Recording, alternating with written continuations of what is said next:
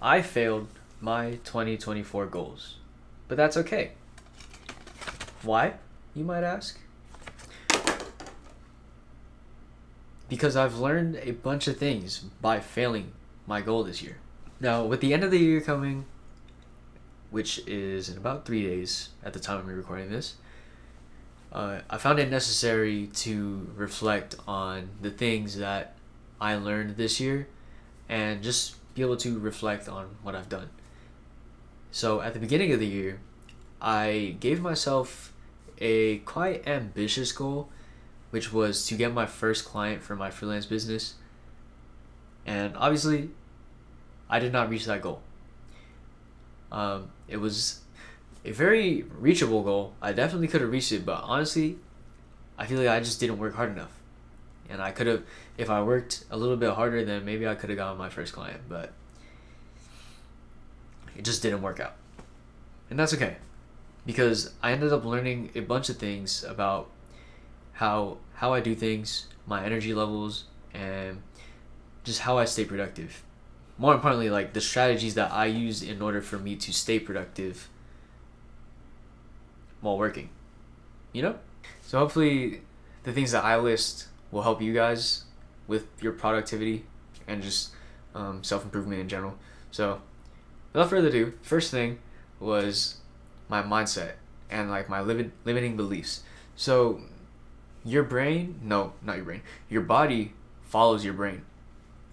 So, and most people don't realize that the brain is a very powerful tool tool. It's a very powerful part of our body, and you don't realize how powerful it is until you like actually start to train it and stuff. You can actually like genuinely manifest things into your life just by being like, oh, this will happen. I will get my first copywriting client. I can get my first copywriting client. Because once you trick your brain, or not trick your brain, but just train your brain into believing that you can do things, it makes it a lot easier for you to achieve those goals. Because when you're telling yourself, oh, hopefully I can get this client. Hopefully, maybe I can do this. I don't know if I can do that. When you're saying that stuff to yourself, it's very detrimental, which is what I learned this year. Because honestly, when I gave myself that goal, in the back of my mind, I didn't know if I was able to even get a client. I was like when I first gave myself that goal, I was like, can I really get a client? Am I good enough to get a client? And honestly, that was probably like the first mistake that I made because in the end, I really didn't believe in myself. So once you can train your brain into believing that you can do it, then your goals will be like 10 times easier to achieve. Obviously, I still have yet to experience it, but I know for sure that it's true. It's still, because honestly, it's still something that I'm trying to work on. It's really hard to train yourself to do that, especially when you've suffered a lot from like low confidence and like low self-esteem. But I'm trying to learn, trying to figure it out. But yeah, once you get your once you get your mind set to do things, then your body will follow and you'll be able to achieve your goals a little bit easier than before. And so the second thing, which is actually like one of the biggest things that helped me when trying to stay productive, was changing my environment. Whether that means like changing up your room or just even moving to a new environment. Like when I first started the Life in My 20s series, most of the videos are at Sac State. And the reason I go to Sac State is because I'm able to get things done over there because it's already a working environment. So when I put myself into those working environments, like say it's school, the library, or like even cafes, it helps me get work done because then I can just focus on one thing at a time. When I'm in my room, like it doesn't matter like how I arrange my room, which is also something that I've learned this year, but it doesn't matter how I arrange my room in order to try to make myself more productive. It's just the fact that I'm way too comfortable in my room, and it's just easy for me to get distracted. Like when I try to work on my PC, it's so easy for me to play a game. I mean, I don't play games that much anymore, unfortunately. I wish I did, but like even YouTube, I really like watching YouTube videos. So I end up going on YouTube, and then I go on like a YouTube recommended rabbit hole. So now I'm just stuck watching YouTube videos for like the rest of my night if I try to work at home. But if I try to work at a cafe or at school, anywhere that honestly just isn't my house, I can get stuff done pretty good, pretty well, pretty easily, or efficiently. Wow, that took 4 tries. Anyways, but yeah, environment is a big thing. I urge you, if you're like struggling to get stuff done at home, and if you're able to take your work outside of your house, take it to like a cafe or something. Take it to like some type of working environment, and you'll be surprised like how much you can get done in like a short amount of time when you're there. So it's great. The only problem is that you just have to like get out of your house, because I don't even really like leaving my house. Yeah, that's like the hardest part about it, but it helps. It's worth it. Another thing that I learned was finding like your peak energy levels, like finding out what time of the day your energy is at its peak. It's something that I just recently learned. I learned it from Ruri Ohama. I'm pretty sure I'm pronouncing it wrong. There's a video where she talked about how you should try to find out when your energy levels are at its peak, so then that way you can utilize that time in order to like have maximum productivity and efficiency, which is something that I'm still trying to figure out. I'm pretty sure my highest energy levels are at night, like around 9 p.m., 10 p.m. ish, which is honestly pretty late, but that's when I find out that my creativity is at its peak at that time. I tend to just like hone in and like lock in at that time for some reason, which sucks because I would like to wake up earlier in the morning. I thought I could train myself to become a morning person, which honestly you probably can, but I don't know, when I tried waking up in the morning I just felt so bad. And especially in the winter, like it's super cold, you just don't want to get out of your bed. You just want to stay snuggled up in your blanket because it's so cold and you don't want to get up. But yeah, I guess I'm a night owl. Yeah, I just get super productive at night. I wish I was able to do it in the morning, but I just can't do it in the morning. I really can't. Like I tried really hard to like wake up at like 6 a.m., 5 a.m. Even waking up at like 7 a.m. is hard for me. But yeah, find your peak energy level time. It's gonna take like maybe like a couple weeks or a couple days to figure that out. I promise you it's super worth it if you want to maximize your productivity at least. Which also leads me to another thing, which is creating a schedule. If you can find out when your peak energy levels are, then it makes it easier for you to like schedule out your day. I thought I didn't need structure in my day because I was like, oh, I'll just get this done whenever I can. But I found that it actually really helps in order, like when you schedule out your day, like even the night before, just so like you have like a little bit of an itinerary. Like I'm still someone who likes to be spontaneous. I don't really like scheduling things out, but the only problem for me is that I still work my retail job. My retail job schedule is super inconsistent. Like I'll work at different times, and sometimes it'll interrupt my peak energy level times, because I'm usually at peak around like, let's say 12 p.m. ish, and then my next spike is at like 9 or 10 p.m. I do end up getting a lot of midday shifts, so my work schedule does interrupt it, which makes being productive a little bit harder, especially because I'm an introvert working a retail job.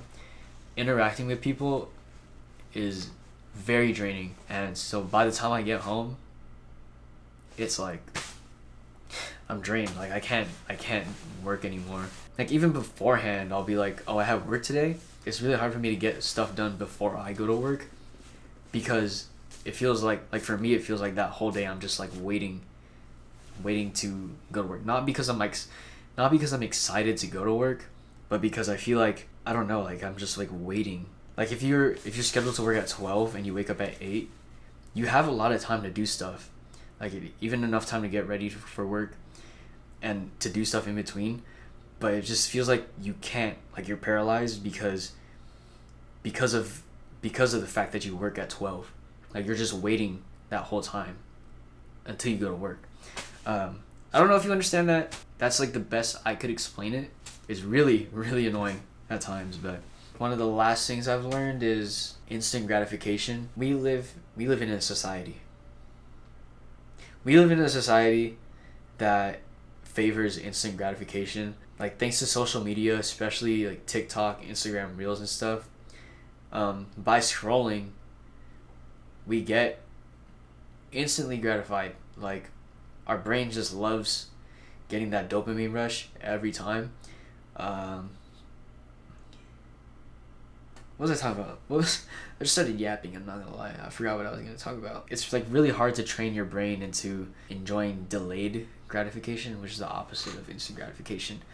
Because I'm used to like social media and stuff, and just like getting results immediately after I put the work in. It's something that I'm still working on, but I know once you get past that, it'll help you reach like long-term goals easily, like a lot easier, and it'll help you like hone in on it a little more, I guess.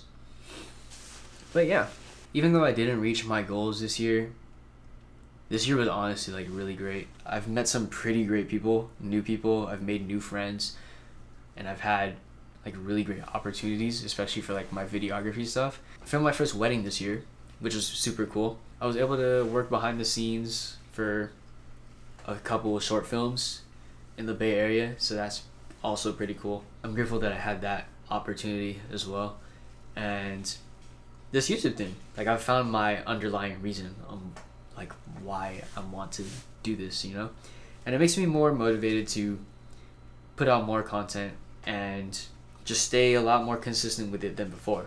Like, those of you who know me in real life, like my friends, if you're watching this, if my friends are watching this, you would know that I've been trying to do YouTube videos since like middle school, but I've never stayed consistent with it. This would probably be like my third or fourth YouTube era within my lifetime, maybe even like fifth, because there's probably like some secret stuff that I made. But all those times I was never able to stay consistent with it, but this time I'm feeling really good about it. And honestly, this is the most videos I've posted consistently than before. I'll be able to stay consistent with it from now on, because of the fact that I found my biggest why, like why I want to make these videos and stuff. I go deeper into that at like in a future video. I already recorded it, but I just haven't edited it yet. The videos that you guys are on right now in my Life in My 20s series, you guys are still in November. It is the end of December right now, like 3 days before New Year's. So we are running a little bit behind. I'll try to get those out as quick as possible. But you know, I've learned that it takes a long time to edit those videos, because I genuinely do put a lot of effort into it. Like, I want to put out videos that I myself am proud of, and things that I would enjoy watching, because if I enjoy watching it, then I know that my community would enjoy watching it too. Yeah, I do plan on putting out more of these videos, and just putting a lot more of my ideas out there, so I can just like document it, and hopefully in the process help you guys out within your journey, your self-improvement journey, and just continue to grow our little community. And again, I go deeper into this a little bit in a future video, I think. If I don't, then I'll probably make like a separate video for that, which would probably be cool. But yeah, I've definitely had some downs this year, some slight downfalls, but overall I think this year was made up of a bunch of small wins, like all the opportunities that I've been given, meeting a bunch of new friends that I really appreciate, and even on here we reached 100 subscribers, which is amazing, because I finally did it in a legit way this time. Long story short, in one of my past YouTube eras, like maybe when I was like in middle school or something, I somehow found a way to download subscribers.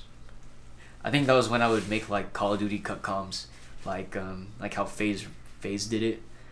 But I somehow found a way to like get YouTube subscribers. I didn't buy them because I had no money in middle school, so I honestly don't know how I got them, but I got it to 100 subscribers somehow, and I don't know how. That time wasn't legit, but we reached 100 subscribers, and this time it for sure was legit. So thank you guys for continuing to support me, and I really do enjoy making these videos. I hope these videos are helping you guys too. Actually, yeah, I know these videos are helping you guys. I've seen it in the comment section.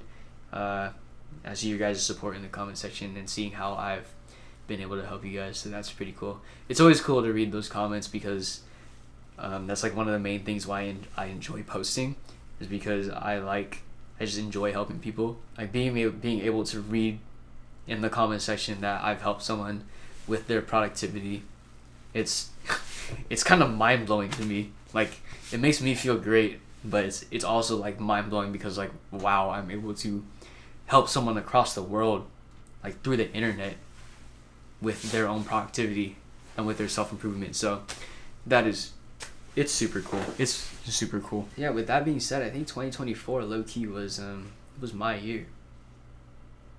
Maybe not my year, but it was a good year.